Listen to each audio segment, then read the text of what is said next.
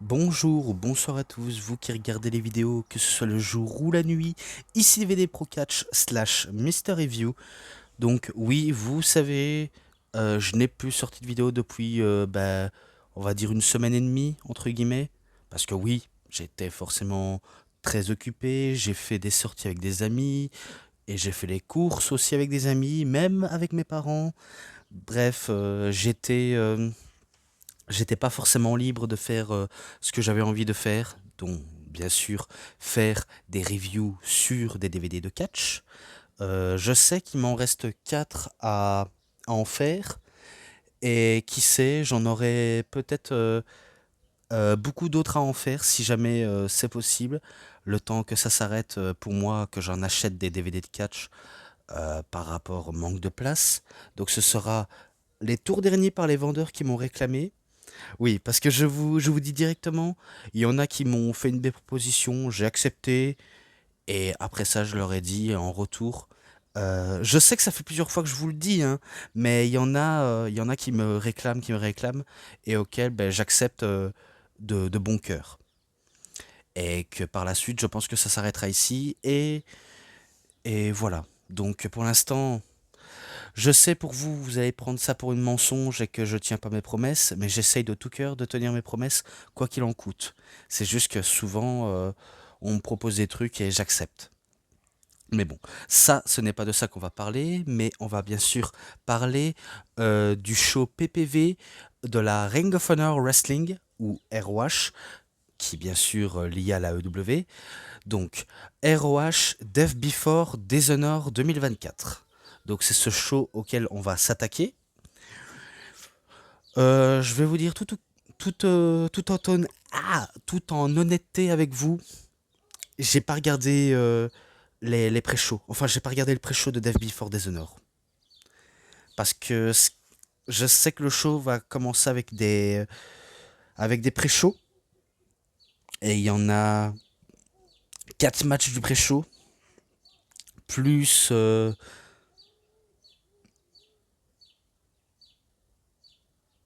9 matchs de la carte principale.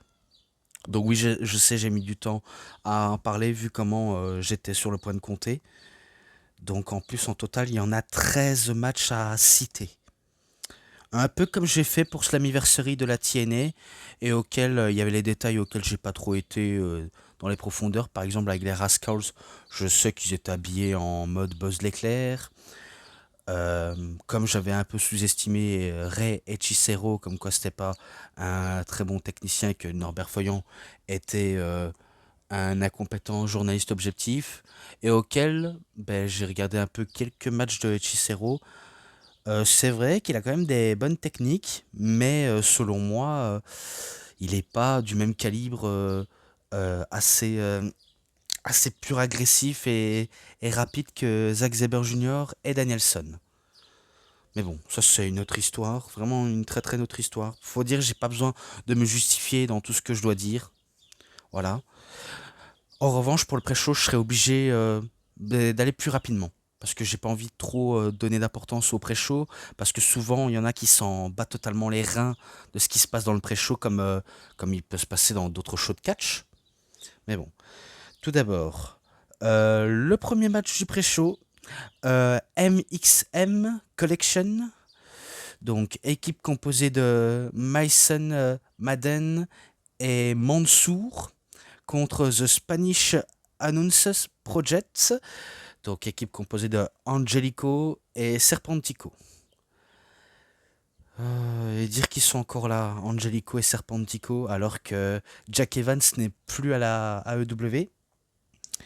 Et concernant Mason Madden et Mansour, eux, vous savez qu'ils ont été licenciés de la WWE et qu'ils ont commencé à aller dans d'autres structures, même à aller dans un autre pays auquel ils avaient pas les moyens de faire du catch, à part du catch de backyard.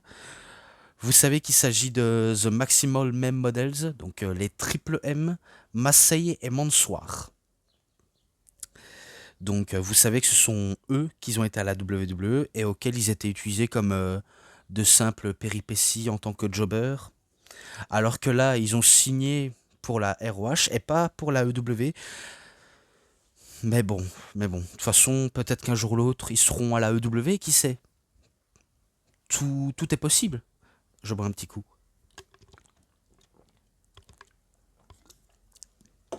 Donc, voilà, j'ai fait ce petit résumé.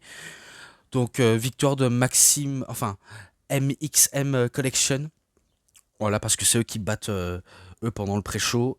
Et c'est dommage, c'est que je m'investis pas dans la plupart des pré-shows. J'essaie de m'investir comme je peux, mais souvent, ça me sort quasiment par la tête. Faut dire, même si j'ai suivi les weekly pour la ROH, c'est pas non plus top, hein, parce qu'il n'y a rien à raconter. euh, Tout n'est pas mis en lumière comme on l'espérait être. Il y a que AEW qui prend un peu d'importance par rapport à la Ring of Honor et dire que à la grande époque, la ROH servait à quelque chose. Car on a perdu cette notion honneur du ring, quasiment. Bah, je sais pas comment le dire, mais l'environnement lui-même, on l'a perdu, cette entité unique. Et du coup, ben, j'ai pas forcément les mots pour décrire tout ça, si ce n'est que c'est terriblement dommage. Mais bon, voilà. Je pense que j'en ai fini quand même avec ce match-là. Et on passe au match féminin, qui est encore un match simple. Marina Shafir contre Angelica Risk. Victoire de Marina Shafir par soumission. Qu'est-ce que vous voulez que je dise? Vu comment apparemment ça s'est déroulé, même pas une minute du match. Et à peine que ça commence, elle commence à battre sa jeune adversaire inexpérimenté. Donc voilà quoi. Rien à dire à ce sujet-là. Encore un match par équipe, mais cette fois-ci l'Infantride, équipe composée de capitaine Sean Dean et Charlie Bravo, contre The Griff Garrison. Donc équipe composée... Ah non, non, c'est pas une équipe composée. Excusez-moi, je m'excuse. Griff Garrison et Anthony Ernie. Avec leurs managers respectifs, que ce soit le premier que j'ai cité dans l'infanterie, Trisha Dora, et équipe de Garrison et Henry, Maria Canalis.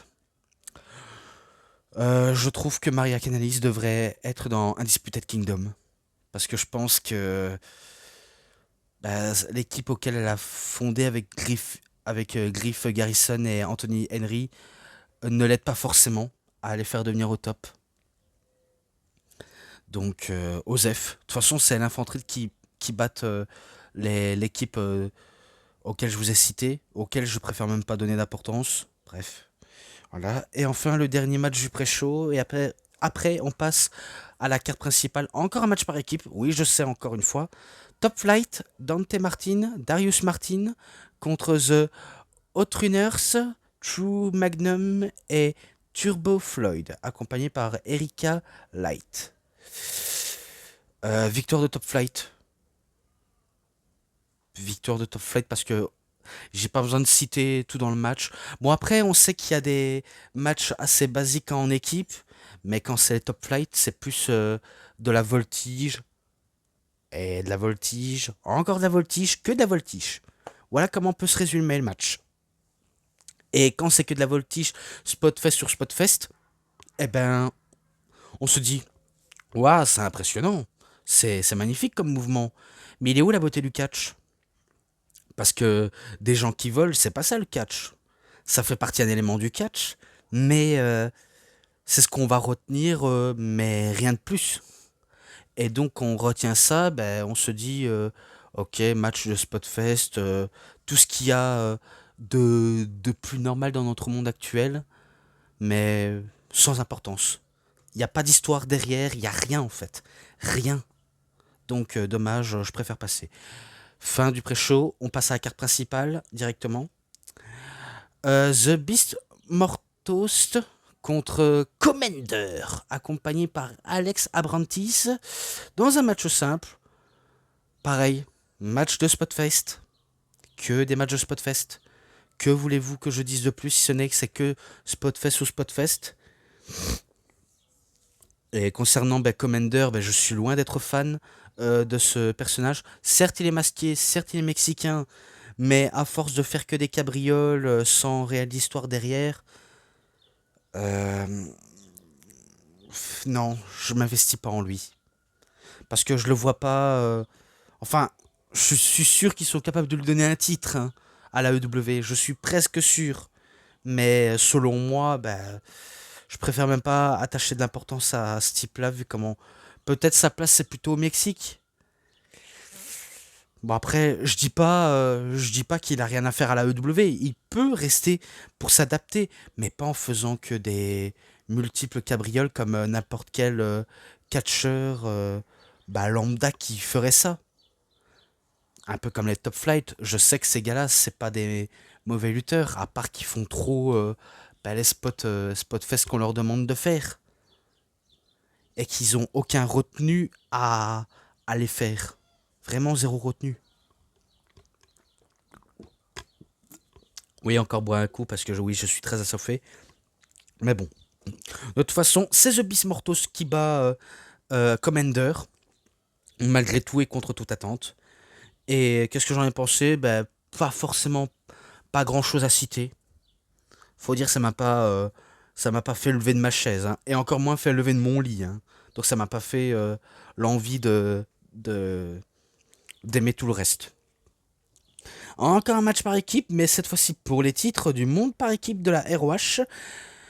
Même si ces gars-là, on les voit du côté de la EW et rarement du côté de la Ring of Honor. Donc je parlais bien évidemment de The Undisputed Kingdom, Matt Tavern et Mike Bennett. Donc oui, ceux-là, ils sont champions par équipe de la Ring of Honor et auxquels c'est eux qu'on les voit beaucoup plus du côté de la EW, que ce soit Dynamite, Rampage ou Collision. C'est eux qu'on les voit de plus en plus. Et face à eux, ils ont une équipe, certes improbable, mais un nom auquel je ne comprends pas forcément tout l'intérêt. C'est The Conglomération. Conglomération. Oh là là. Oh là là, les... Ah, c'est pas top souvent, ce genre de type de nom. Mais bon, c'est une équipe composée de Kyle O'Reilly et Tomohiro Ishii. Donc oui, là c'est vrai qu'il y a quand même un peu du potentiel. Dans ce match-là, je vais pas dire que c'était mauvais. À vrai à dire, je n'ai pas à dire que c'est pourri de chez pourri. Je trouve qu'il y a pas mal de choses auxquelles on peut en citer. C'est match face contre heal de plus basique, changement par équipe tout à fait aussi basique. Et est-ce que c'est les face, est-ce que c'est les heals qui remportent le match? Telle est la question. Euh, Vous aurez tout à fait ma réponse à ce sujet, pardonnez-moi. Tout ce que je sais, c'est que c'est Undisputed Kingdom, un coup qui sont, on va dire, je crois qu'ils sont occupés de Kyle O'Reilly, je pense, ou de Tomohiro Ishii. Pourtant, je l'avais vu récemment, et c'était tôt au matin, après que j'ai fini de regarder Rampage et SmackDown. Je sais que c'était l'un d'entre eux qui fait le tomber sur l'un des deux équipes, et auquel c'est victoire de Undisputed Kingdom. En revanche, excusez-moi si vous entendez du bruit, ça vient de dehors. Parce que les voisins sont pas très sympas envers leur chien qui laisse dehors et que le chien fait que pleurer pour rentrer. Faut dire les voisins de chez moi sont plutôt des barjots, de ce que vous voulez. J'ai pas d'autre terme à ça. Mais ils sont ceci, cela. Donc j'ai pas d'autres noms à citer. Bref, de toute façon, c'est victoire d'Undisputed Kingdom. On laisse peser, ce seront eux les toujours champions par équipe de la ROH. Maintenant, un match à mort au Texas, parce que j'avais oublié de préciser, mais ils étaient à Dallas au Texas, et auquel c'est un match féminin entre Lila Hirsch contre Diamond T, dans un match à mort de Texas, on va dire un street fight, auquel ça a été très très brutal entre les deux femmes. Si vous n'aimez pas voir du catch féminin où à la fin ça termine en... Oh putain, pardonnez-moi. Encore le hockey. Je m'en excuse parce que à peine que je bois, ben ça part de plus mal quand je commence à parler. Si vous n'aimez pas ce type de match féminin auquel vous n'aimez pas voir des femmes ensanglantées, punaisées, électrifiées, euh, presque à l'agonie dans ce que vous pouvez voir, ce sera peut-être pas fait pour vous. Mais en revanche, si vous préférez ce genre de contenu, pour vous dire, en fait, les femmes, contrairement à ce qu'on peut croire, elles sont fortes mentalement comme physiquement. Bon, après, je suis des ceux qui pensent que les femmes sont courageuses et qu'elles n'ont peur de rien. Voilà, je ne dirais pas le contraire par rapport à ce fait-là. Auquel, bien sûr, les deux ont fini quasiment ensemble, même punaisés. Et après, ben, il y a eu des passages dans les barbelés, dans les tables en barbelés. Il y a eu des objets à porter. Bref, c'est du pur basique. Mais à la fin, c'est Lila Hirsch qui fait un genre de Samoan Drop sur la troisième corde et fait passer à travers la table Diamante, auquel elle l'effectue le tomber pour la victoire. Donc oui, victoire de Lila Hirsch dans un combat qui a été très brutal. Ensuite, match pour le titre pur de la Ring of Honor entre Lee Moriarty et Wheeler Yuta. Alors, dans ce match-là, vous savez, je l'ai déjà précisé dans un DVD de la Ring of Honor, les règles pour le titre pur de la ROH est assez simple apparemment. On va dire c'est du match un peu comme à l'ancienne. On reste uniquement presque au sol. On reste au sol. Et on fait un peu que de la technique pure, donc du catch pur, sans... bon après, on peut utiliser la troisième corde, faire un saut de n'importe quelle manœuvre auquel on peut aborder. Mais le plus important, c'est quand on se prend une soumission, vaut mieux pas toucher les cordes, parce que si jamais on touche les cordes, on perd 3 points. Et si jamais on perd 3 points, la quatrième fois qu'on touche les cordes, l'arbitre n'aura pas son mot à dire. Il laissera la personne qui fait la soumission remporter le match. Ou le faire souffrir, parce que l'arbitre n'a rien à dire dans ce type de match comme ça. Et c'est pareil pour l'autre qui peut utiliser la corde comme principale porte de sortie, auquel ça pourra pas toujours passer de mieux. Les juges, si je me rappelle bien, c'était Jerry Lynn, Christopher Daniels et Paul White, qu'on connaît sous le nom du Big Show. Donc c'était eux les juges, c'est eux qui prennent des notes. Et évidemment, quand l'un des deux touche les cordes, l'arbitre n'aura pas son mot à dire. À part la première, la deuxième, la troisième, on tire 3 points supplémentaires. Là, c'est sûr, on fait ce qu'on veut. C'est vrai que moi, au début, j'avais du mal à comprendre pourquoi on fait ce genre de règles, pourquoi on fait ce genre de liberté comme ça. Et maintenant, je commence à comprendre pourquoi. Mais auquel, c'est pas déconnant en soi. Pourtant, moi qui étais persuadé que ce serait Wheeler Yuta qui conserverait son titre pour honneur au BCC, au Blackpool Combat Club, finalement, c'est Lee Moriarty qui arrive à battre avec un tombé technique.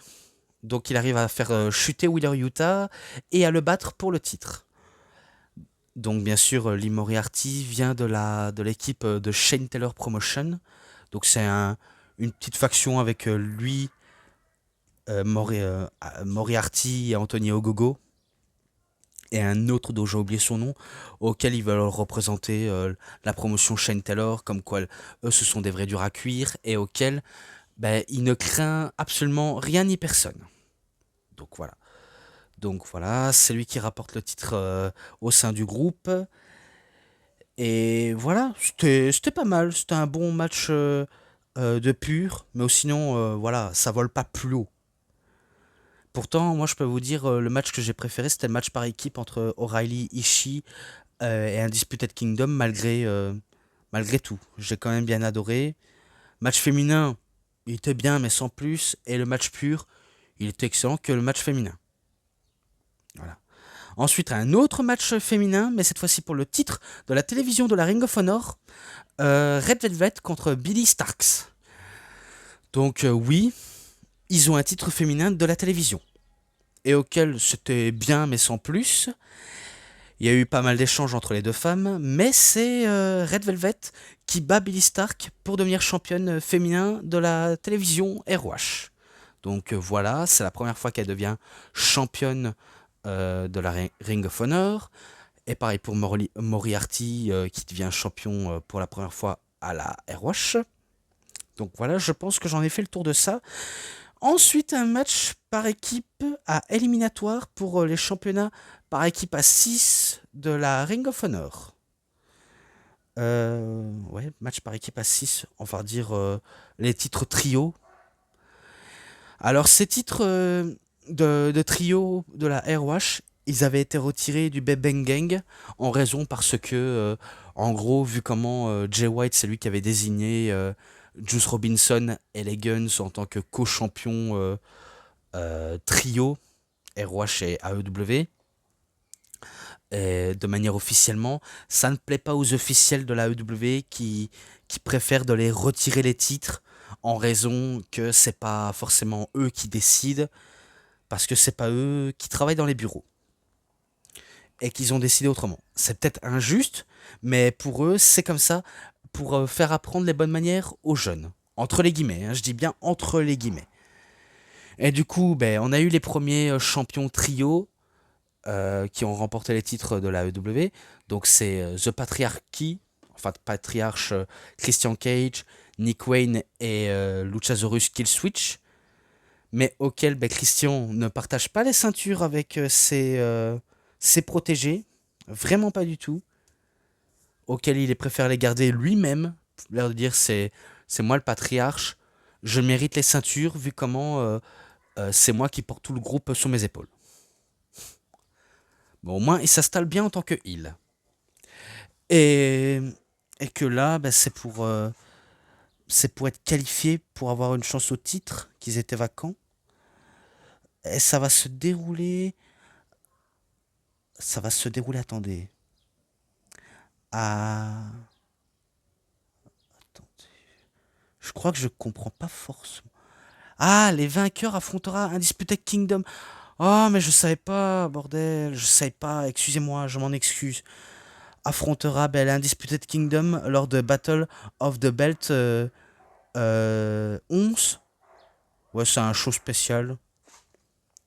Donc, les Von Erich Brothers, Marshall Von Erich et Rose Von Erich, qui font équipe avec The Natural Dusty Rhodes, et aussi accompagnés par Kevin Von Erich contre The Dark Order, Evil Uno, John Silver et Alex Reynolds. Pourquoi ils sont là, le Dark Order? Pourquoi ils sont là? Pourquoi est-ce que Tony paye encore ses gugus? Putain, j'en ai marre de eux de toute façon. Parce que je ne suis pas investi en Dark Order. Vraiment pas. Alors que là, avec une équipe tout aussi légitime que les Von Erich et les Rhodes, pourquoi pas? Et en parlant de Von Erich, ça y est, j'ai enfin le DVD d'Iron Claw, auquel ben, ça a été passionnant à regarder, vu comment j'ai pas eu la chance de regarder au cinéma, et encore loin des résumés sur tous les formats de streaming. J'ai pas eu la chance de voir tout ça, mais à part en DVD. Peut-être que je ferai une vidéo si jamais je fais une review d'un DVD de catch sur un catcheur. Bref, on verra bien. On verra très bien. Mais auquel c'était pas mal entre les fils, qui étaient accompagnés par leur père et par un vétéran comme Dusty Rhodes, auquel c'était excellent. Bon, après, j'ai trouvé que les Dark Order, certes, ils sont heal, mais qu'est-ce qu'on s'en bat les couilles de eux? Moi, personnellement, je m'en bats les couilles de eux. Je ne m'investis pas en eux. Et pour ça, ben, c'est victoire des frères Von Erich. Et par l'occasion, eh ben, ils se sont mangés le clos. Ils se sont mangés le clos de la part du patriarche de la famille. Donc Kevin, qui a fait un, un Iron Claw sur Evil Uno. Et après, ben, les fils ont suivi le mouvement. Donc c'était sympa, vraiment très sympa. Et auquel c'était... ben, j'ai trouvé ça génial, franchement. Franchement, j'adore la famille Von Erich. Hein. Depuis que j'ai découvert le DVD, depuis que depuis que je commence à m'intéresser aux histoires très, très tristes et déprimantes, mais auxquelles on peut pas nier, ils sont excellents malgré tout. Donc pour ça, je j'ai aucun problème avec Levon Eric. Et aucun problème avec Dusty Rhodes. Vraiment, j'en ai aucun problème avec n'importe qui que ce soit d'autre. Donc c'était très excellent. Ensuite, un match de survie de plus fort pour le championnat du monde de la télévision de la ROH. Alors, ils sont combien? 1, 2, 3, 4, 5, 6. Ah, ils sont 6, donc c'est un match à 6 personnes. Atlantis Junior contre Leo Rush, contre Shane Taylor, contre la machine Brian Cage, contre Lee Johnson et contre Johnny TV, qu'on connaît sous le nom de John Morrison. Euh, il s'est passé tellement de trucs auxquels je sais pas par où commencer, si ce n'est que les catcheurs se sont tous démarqués. Et par l'occasion, ben, c'est toujours le champion qui conserve sa couronne contre les personnes auxquelles il avait en face, 5 en l'occurrence. Donc c'est Atlantis Junior qui bat ben, tous les catcheurs et auquel ben, personne peut le détrôner en attendant. Personne. Donc voilà, simple, assez efficace, même si je me donne pas de ma personne pour tout citer. Mais bon, vaut mieux ça que rien. Peu de matchs après c'est terminé. Enfin, alléluia, il faut que je termine. Match en simple au titre féminin de la ROH. Athena contre Queen Aminata, la reine Aminata. Athena, elle est championne depuis tellement longtemps. Ça, je l'avais déjà précisé dans l'autre pay-per-view.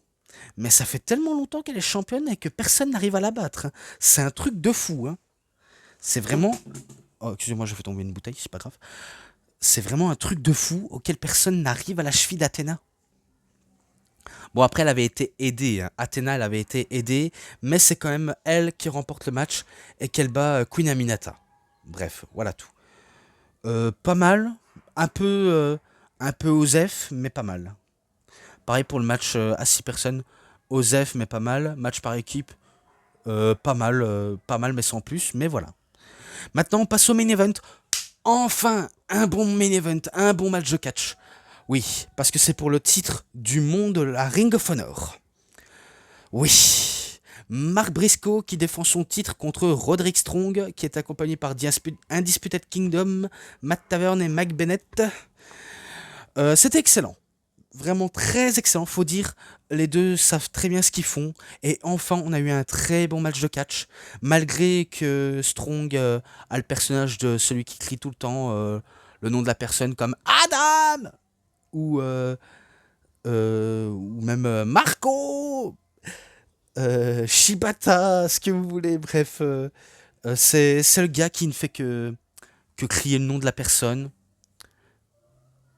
En revanche, il y a quelqu'un qui a mis de la musique. Hein. Excusez-moi, mais quelqu'un a mis de la musique, je ne sais pas faire autrement. Je ne sais pas maîtriser le son.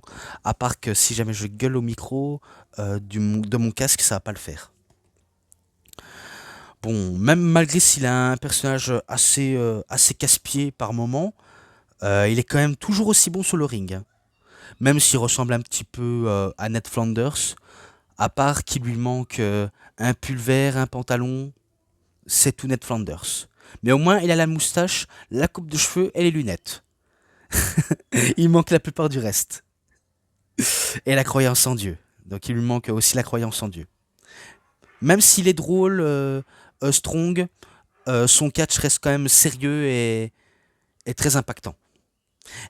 Et il faut dire, c'est que par rapport à Mark Briscoe, il sort d'un match de Blood and Guts lors de Dynamite, auquel ben, il a saigné comme un porc, évidemment. Il a vraiment saigné comme il se devait.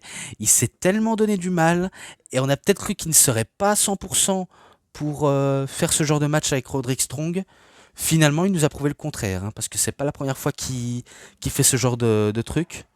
Catché blessé, mal en point, alors qu'il sait qu'il doit défendre son titre. Bref, ce n'est pas la première fois. Pareil pour Strong, c'est pas la première fois qu'il catch blessé et que il réussit malgré tout à remporter ses matchs, comme il peut perdre ses matchs aussi. Mais bon, on peut l'appeler Monsieur Courage, les Messieurs Courage, qu'on peut bien les appeler. Bon, c'était très bon entre les deux catcheurs, très très bon. Même si Marc Briscoe a saigné en plein match, ce qui n'est pas pour moi surprenant parce que maintenant qu'on voit quelqu'un saigner, parce que c'est plus choquant. Maintenant, on se dit c'est plus choquant du tout. On se dit ah ouais, il saigne, ok, attends de voir la suite. Maintenant, c'est ça comme réaction. Alors que quand on voit du sang, il faut être choqué. Mais là, ce petit moment de choquerie, ça ne passe plus aux yeux des fans d'AEW. Vraiment, ça ne passe vraiment, mais vraiment, vraiment plus. Dommage, vraiment dommage. Même si Roderick Strong a tenté à plusieurs reprises de demander à ses sbires de l'aider à sa place, il n'en a pas réussi, vu comment c'est Mark Briscoe qui en vient à bout de Roderick Strong avec un simple descente du coude à la manière de Randy Savage. Donc il conserve son titre pour la victoire. Donc victoire de Mark Briscoe, et voilà comment s'ensuit la fin du show Death Before Dishonor de 2024. Donc voilà, je pense que j'ai tout dit sur ce show.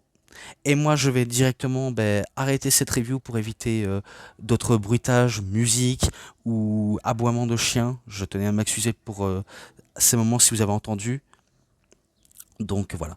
Donc c'est tout pour cette review. C'était DVD Pro Catch / Mister Review. J'espère que cette vidéo vous a vraiment bien plu.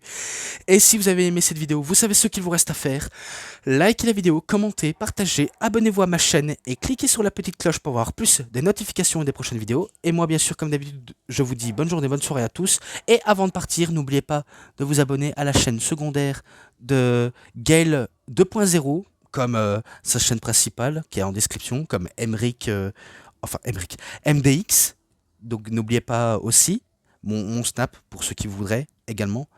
Et moi, bien sûr, je laisse peser ça. Je vous dis, comme d'habitude, bonne journée, bonne soirée à tous. Au revoir à tous, à tout le monde, pour de prochaines vidéos. À plus, à tous les fans de catch. Allez, bye bye, tout le monde.